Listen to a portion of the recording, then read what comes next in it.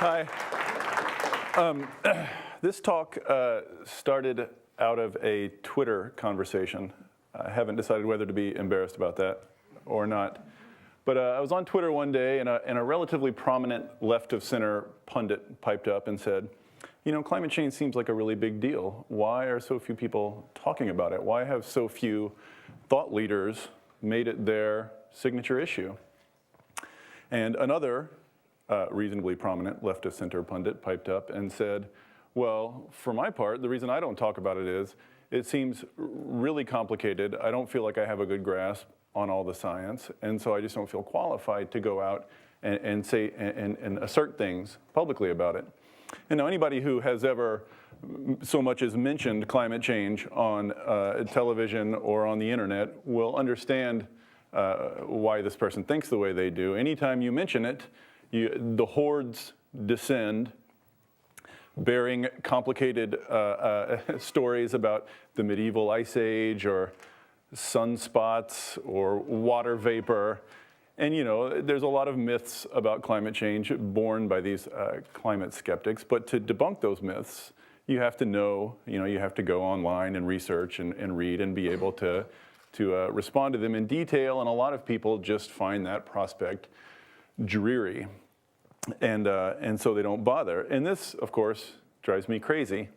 So I piped up on Twitter and said, you know, climate change is not actually that complicated. What you need to know to be able to speak out publicly about it, just about the basic structure of the problem, is really not that complicated.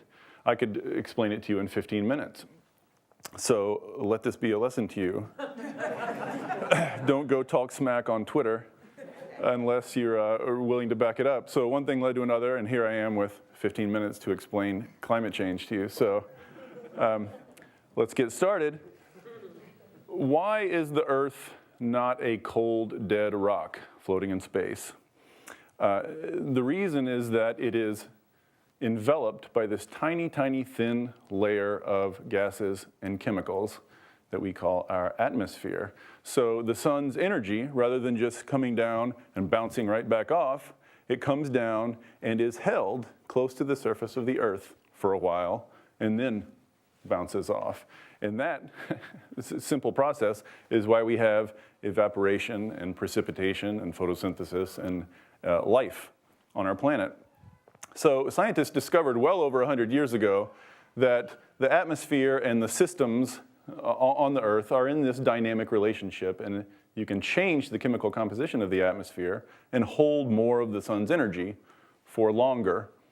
The energy still has to escape, of course, but in the meantime, it will cause changes in these biophysical systems of the Earth. And you often hear people say the Earth has always changed, the climate has always changed, and that's true, it has. This relationship between the atmosphere and the systems, they go through cycles, but these cycles have typically taken hundreds of thousands of years, millions of years. The key thing to know first is that for the last 10,000 years on Earth, the climate has been relatively stable, unusually stable.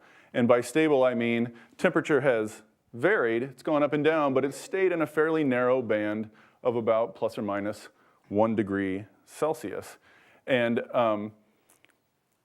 all of advanced human civilization has taken place during this 10,000 years. The development of agriculture, the written word, the wheel, the iPhone, everything we know, everything we have built, we have done in this period of relative climate stability.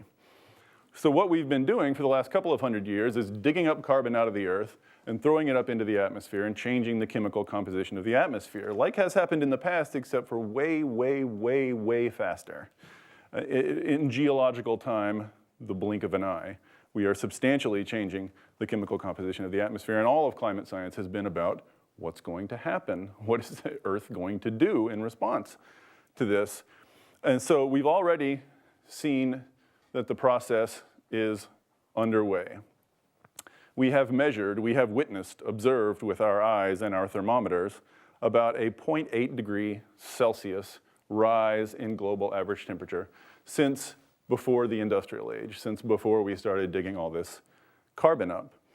And this may not seem like a lot, less than 1 degree Celsius, but the thing to know about it is these greenhouse gases we throw up stay in the atmosphere for a very long time. There are very long time lags involved here. So this 0.8 degree temperature rise is a response to what we were doing 50 to 100 years ago. And what we see in the first half of this century will be a response to what we've done the last 50 years. And what we see in the latter half of this century will be a response to decisions we make today. So the question is, temperature is rising. How high does it have to rise before we need to worry, before we're in danger, before bad things start happening? The typical answer to this question has been 2 degrees Celsius. Anyone who has followed climate change discussions knows that this 2 degree number has taken on a kind of iconic quality.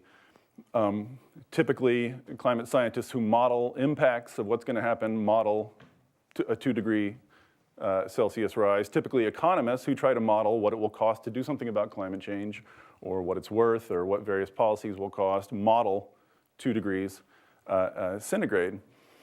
So obviously, what counts as not dangerous versus dangerous is not a hard scientific question. It's a political question, and this was a political decision to take this 2C number, mainly made by European climate negotiators well over 10 years ago.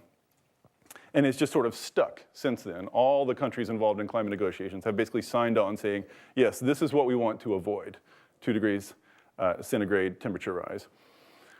The bad news on this 2C number is twofold.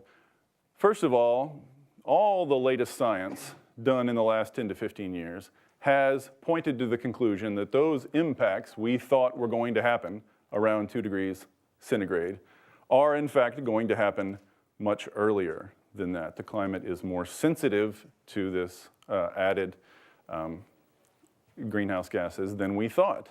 So if those were the impacts we were worried about, then the real threshold of safety ought to be something like 1.5 degrees centigrade. James Hansen is the climate scientist most famously known for raising these warnings, but it's a growing scientific consensus that 2 degrees is in fact dangerously high, which is bad because we are almost certainly going to blow past 2 degrees Celsius.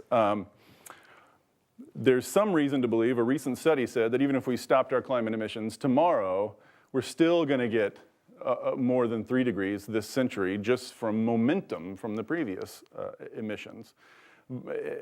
But stopping at 2 degrees now would take a level of global coordination and ambition that is nowhere in evidence.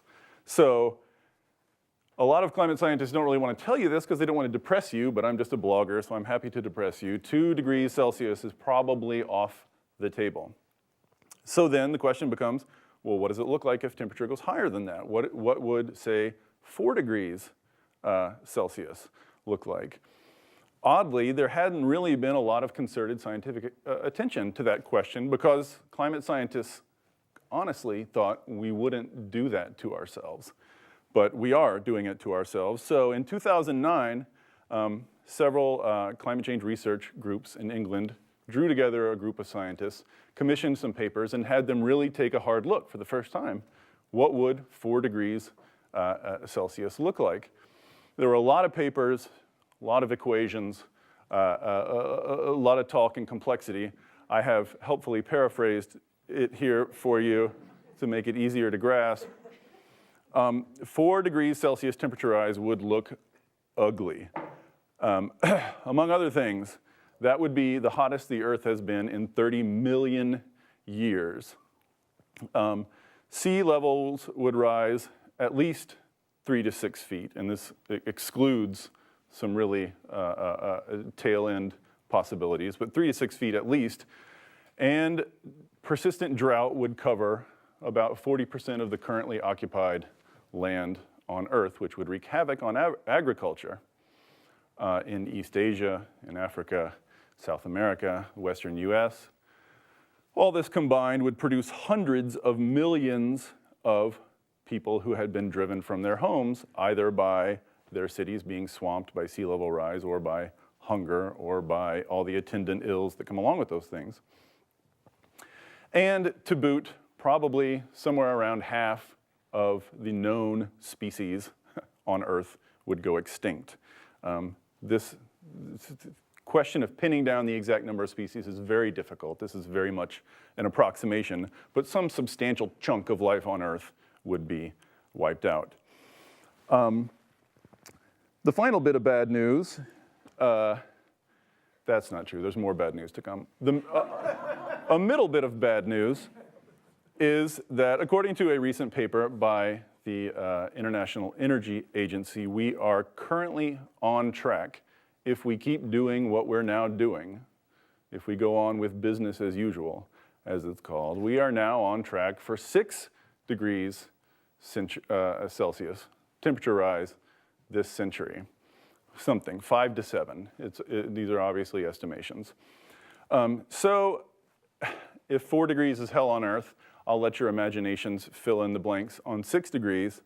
But one danger that comes up when we contemplate going this high with our temperature is the possibility that climate change will become irreversible. I think when people typically think about climate change, they think, oh, temperature's gonna rise X amount, circumstances will change, some places will get warmer, some places will get wetter, we'll adjust, we'll move our farms around, people will migrate from one city to another, we'll get resettled, and we'll go on with life. The really dangerous possibility is that what are called, the Earth has several of what are called positive feedback systems. So for instance, in Siberia, there's this permanent ice, the permafrost, and it contains a bunch of methane in it. As it melts, it releases that methane. The methane causes more warming, which melts more ice, which releases more methane. It's a self-sustaining process. Or sea ice melts. Ice is white, it reflects energy. When it melts, it becomes dark blue and absorbs more energy, which heats the oceans, which melts more ice, which creates more dark surfaces. You see, there's a number of these systems that are self-perpetuating. And the great danger of climate change that towers above all these other more specific dangers is that these positive feedback systems will take on a momentum of their own that becomes unstoppable. And human beings will lose any ability to control it at all, even if we stop all our climate emissions on a dime. Will that happen at 2 degrees? Probably not, though there's a real chance of it, and there's a lot of debate about that. Will it happen at 4 degrees? Well, it looks a lot more likely at 4 degrees.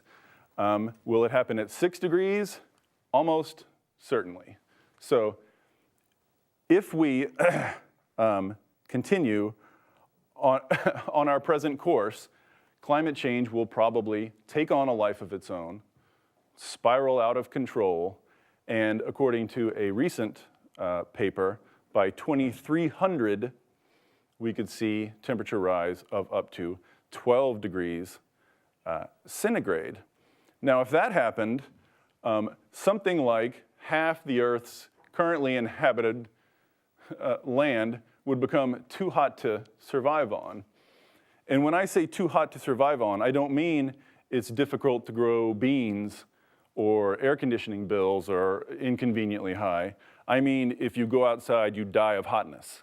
I mean, places that were an average of 80 degrees Fahrenheit will now be an average of 170, 180 degrees Fahrenheit. Literally too hot for human beings to go outside and survive. So, will there still be human civilization under those circumstances? Who knows? I mean, maybe we'll live in underground climate-controlled caves, maybe we'll grow food in test tubes, but that wouldn't look anything like Earth as we now know it. It would look a lot more like Newt Gingrich's moon colony, assuming any human beings, or at least enough to make a civilization, survived in those circumstances. So, when I say climate change is simple, I know this has been bugging you. You're not used to thinking in Celsius, those strange European metric temperatures. So here's good American Fahrenheit. It's just as ugly. So this is what I mean by climate change being simple. There are many complicated and fascinating discussions to be had about what to do about it, or about what effect our actions might have on the climate and when, or which policies are best based on cost-benefit analysis. There's complexity, plenty of complexity for those of you who like complexity. But we now know to a fair degree of certainty that if we keep doing what we're now doing, we will face unthinkable catastrophe. That's the bumper sticker, that's the take-home message. And that, you know, saying, I don't want to talk about that because I don't know the ins and outs is like saying, I don't want to raise alarms about Hitler's army being 100 miles out because I don't know the thread count of their uniforms, or I don't know the average calorie intake of a German soldier. You don't need to know those things to be scared that the army's on the march and to raise alarms about it. Similarly, if we keep doing what we're now doing, we are screwed. This we know now. To stabilize temperature, and I don't mean stabilize temperature at 2 degrees or 4 degrees or 6 degrees, I mean to ever have a hope of ever again having a stable temperature of any kind, global climate change emissions need to peak, stop growing, peak, and start falling rapidly in the next 5 to 10 years. Every year we do not get started on this, we add, according to the International Energy Agency, an extra $500 billion with a B dollars to the price tag of what it's going to cost us to do this eventually. Every year we wait, that's $500 billion down the drain. Now, you and I look around at current politics, particularly US politics, and massive, coordinated, intelligent, ambitious action does not strike us as particularly plausible. In fact, it might strike us as impossible, but that is where we are, stuck between the impossible and the unthinkable. So your job, anyone who hears this, for the rest of your life, your job is to make the impossible possible. Thank you.